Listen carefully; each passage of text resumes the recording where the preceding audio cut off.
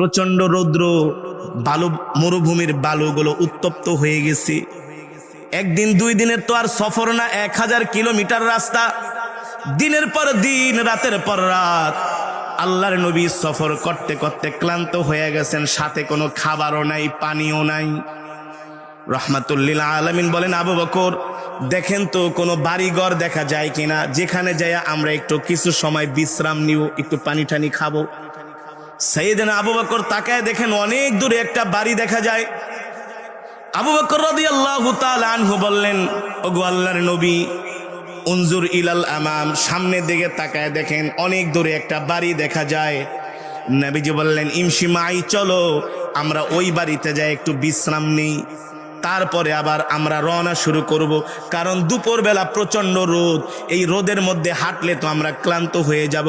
রোদটা একটু যখন কমবে, রোদের তাপ, তখন আমরা আবার হাঁটবো। কারণ গরমের চাই ঠান্ডার মধ্যে হাঁটতে আরাম বেশি, ঠিক না? আগে তো এমন আধুনিক রাস্তাঘাট ছিল না, ছিল আধুনিক রাস্তাঘাট ছিল না। আগেরকার মুরব্বীরা 20-30 কিলোমিটার পর্যন্ত হেঁটে হেঁটে জেলা শহরে যাইতেন, ঠিক না? ঠিক ওই 1450 বছর আগে এমনই ছিল, কোনো রাস্তাঘাট নাই, আধুনিক গাড়ি নাই, ট্রেন নাই, বিমান নাই। পায়ে হেঁটে, ঘোড়ার পিঠে চড়ে, উটের পিঠে চড়ে আল্লাহর নবী সাইয়েদনা আবু বকরকে নিয়ে যাত্রা করতেছেন, হাঁটতেছেন। হাঁটতে হাঁটতে অনেক দূরে একটা বাড়ি দেখা যায়।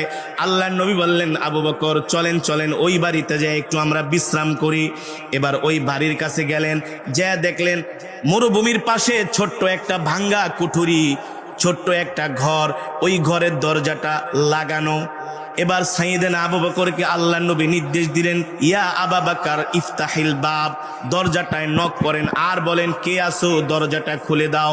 সাইয়েদনা আবু বকর দরজার কাছে যেয়ে নক করলেন আর বললেন, ইফতাহিল বাব, দরজাটা খুলে দাও। ভিতর থেকে আওয়াজ আসলো, এ তোমরা কারা? মান আনতা ওয়া মা আনতা, কি তোমাদের পরিচয়, কোত্থেকে তোমরা এসছো? বলে, জিতু মিনাল মক্কা ইলাল মাদিনা, আমরা মক্কা থেকে আসছি, মদিনার দিকে যাব। তো আমার বাড়িতে কেন আসছো?